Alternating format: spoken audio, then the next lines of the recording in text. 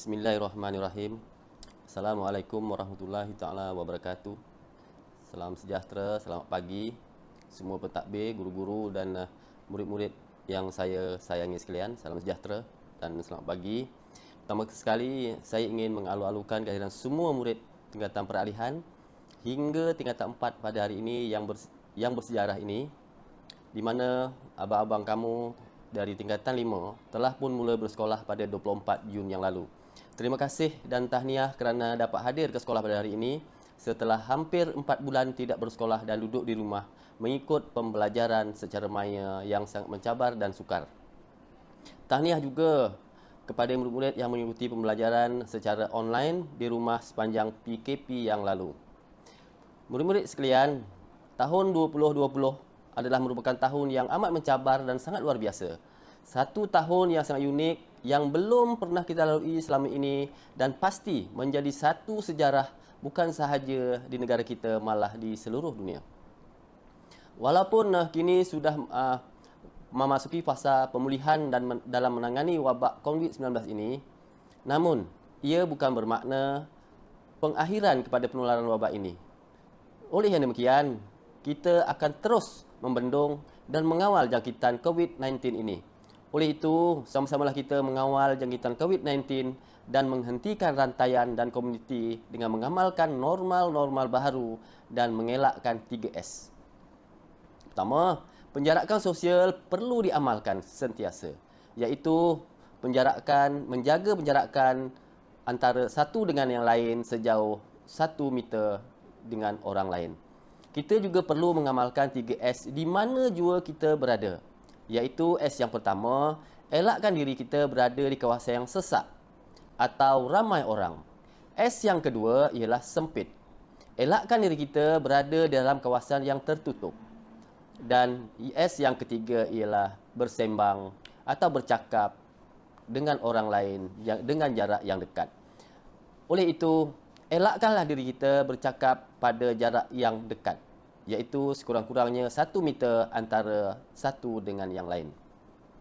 Murid-murid sekalian, saya suka mengingatkan murid-murid agar kepada kamu bahawa persekolahan kamu, iaitu sesi pembelajaran di sekolah yang bermula pada hari ini, perlu dilaksanakan mengikut garis panduan yang telah ditetapkan oleh Kementerian Pelajaran Malaysia dan Majlis Keselamatan Negara demi keselamatan guru-guru, murid-murid dan warga sekolah. Oleh itu, murid-murid perlu mematuhi SOP sekolah yang telah ditetapkan supaya risiko dijangkiti COVID-19 dapat dielakkan di SMK Taman Konot. Ada 5 SOP yang perlu murid-murid ikuti, iaitu yang pertama, dari segi pergerakan, murid masuk ke kawasan sekolah. Murid-murid digalakkan memakai penutup mulut dan hidung apabila datang ke sekolah, terutama murid-murid yang berimunisasi rendah dan semasa melalui kawasan sesak seperti di dalam bas atau van sekolah.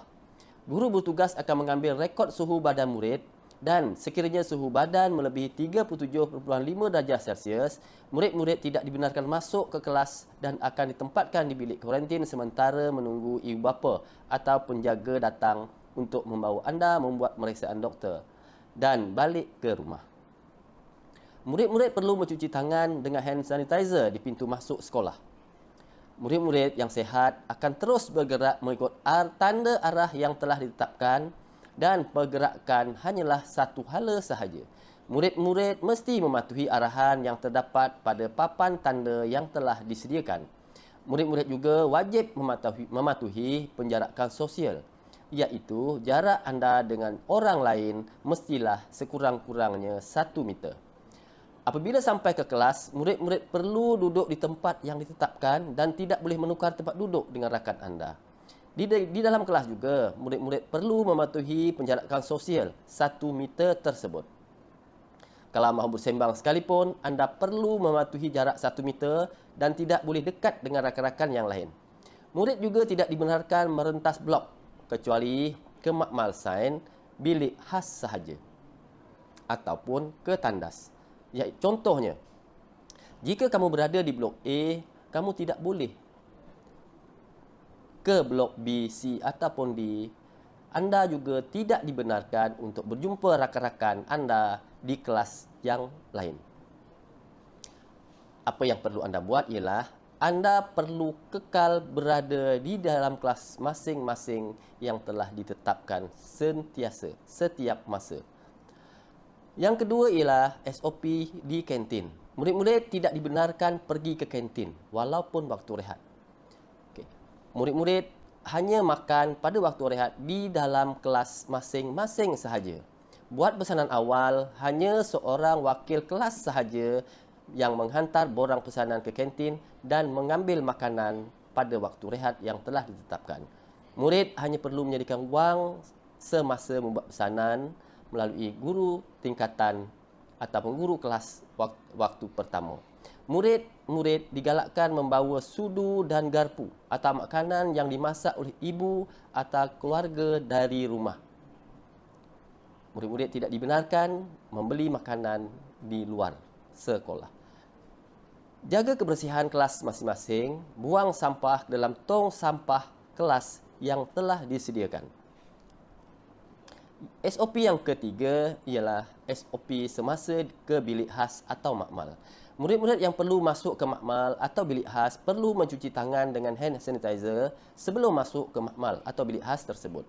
Pergerakan ke makmal atau bilik khas tersebut perlu mengikut laluan yang telah ditetapkan dengan mematuhi penjarakan sosial, patuhi papan tanda dan penjarakan sosial yang telah ditetapkan.